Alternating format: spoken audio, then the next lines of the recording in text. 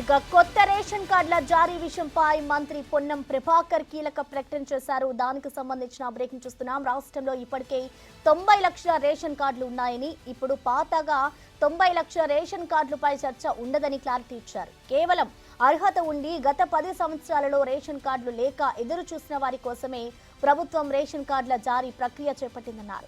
గ్రామాల్లో జరిగే సర్వేపై ప్రజలకు ప్రతిపక్షాలు అపోహలు కలిగిస్తున్నాయని ఆరోపించారు. ప్రతిపక్షాల ఉచ్చులో పడకుండా ఎవరికైతే రేషన్ కార్డు రాదో వారు సంబంధిత అధికారికి ఫిర్యాదు చేయాలని సూచించారు. ఈ నెల 26 నుంచి రేషన్ కార్డుల ప్రక్రియ మొదలవుతుందని తెలిపారు పొన్నం. 2,81,00,000 మందికి సంబంధించిన 90 లక్షల రేషన్ కార్డులు ఉన్నాయి. ఇప్పుడు వాటికి సంబంధించిన అంశం కానీ ప్రస్తావన కానీ ఈ కొత్త రేషన్ కార్డు పంపిణీలో లేదు.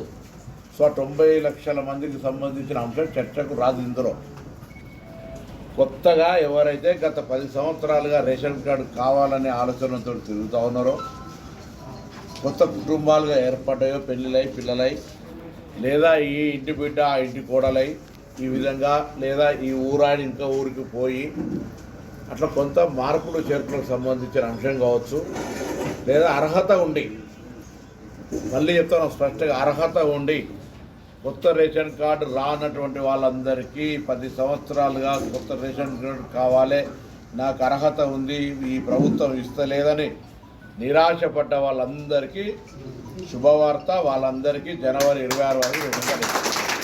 అయితే ఇందులో ఎప్పుడూ తప్పులు లెక్క పెట్టే ప్రతిపక్షాలు దీన్ని కూడా రాజకీయం చేసి గ్రామాల్లో సర్వే జరిగే సందర్భంగా ఒక అంశం చర్చ చేస్తాను. ఇప్పుడు పాత రేషన్ కార్డు, కొత్త రేషన్ కార్డు గ్రామ సభలలో ఎప్పుడైనా ఎవరైనా పెట్టుకొని చర్చ చేసుకోవచ్చు. ఎలిజిబిలిటీ రానులు ఎవరైనా ఉన్నా కూడా మళ్ళీ చెప్తాను, రాష్ట్ర వ్యాప్తంగా రేషన్ కార్డుకు అర్హత ఉండి రాకుంటే ఎవరైనా మీ సంబంధిత అధికారికి కానీ మీ దగ్గరలో ఉన్నటువంటి ప్రజాప్రతినిధికి ఏ నియోజకవర్గమైనా సరే మీరు విజ్ఞాపన పత్రం ఇవ్వచ్చు.